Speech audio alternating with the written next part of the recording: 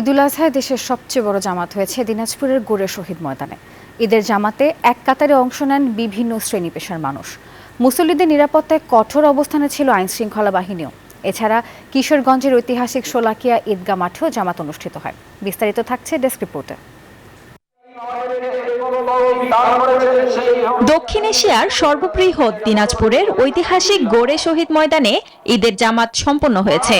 একসাথে এবার প্রায় লাখো মুসল্লি নামাজ আদায় করেন। সকাল 8:30টায় শুরু হয় নামাজ। এতে ইমামতি করেন মাওলানা মোহাম্মদ মাহফুজুর রহমান। সুষ্ঠুভাবে জামাতে নামাজ আদায় করতে পেরে খুশি মুসল্লিরা। বান্ডেল থাকলে প্রতি সেনমানিতে টাকা বাঁচবে। বিকাশ সেনমানি বান্ডেল কিনে জিতুন প্রতি লেনদেনে। লাখ লাখ লোক এখানে সমাবেশ, মোটামুটি আপনার আল্লাহর কাছে শুকরিয়া আদায় করি। যেখানে লোক বেশি হয়, হ্যাঁ, সেখানে নামাজ পড়লে সব বেশি পাওয়া যায়। আমি সবার জন্য দোয়া করছি, আমার বাবা মা নানি দাদিদের জন্য দোয়া করছি।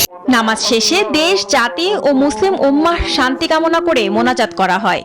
বিশ্বের বিভিন্ন জায়গায় যারা মুসলমানেরা যেখানে নির্যাতিত নিপীড়িত, আমরা মোনাজাতে তাদের জন্য দোয়া করেছি, আমাদের দেশের জন্য দোয়া করেছি।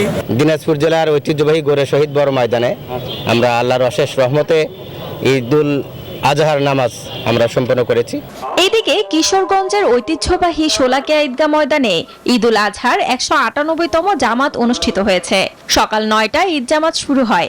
এতে ইমামতি করেন মুফতি আবুল খায়ের মোহাম্মদ সাইফুল্লাহ। তবে এবার মুসল্লির উপস্থিতি ছিল অনেকটাই কম।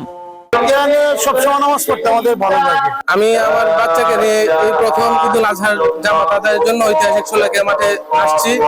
ঈদগাহ ময়দানে পুলিশ, আনসার, র‍্যাব সহ বিভিন্ন আইন শৃঙ্খলা রক্ষাকারী বাহিনীর সমন্বয়ে নেওয়া হয় 4 স্তরের নিরাপত্তা ব্যবস্থা। শান্তা ইসলাম, ডেস্ক রিপোর্ট, নিউজ 24।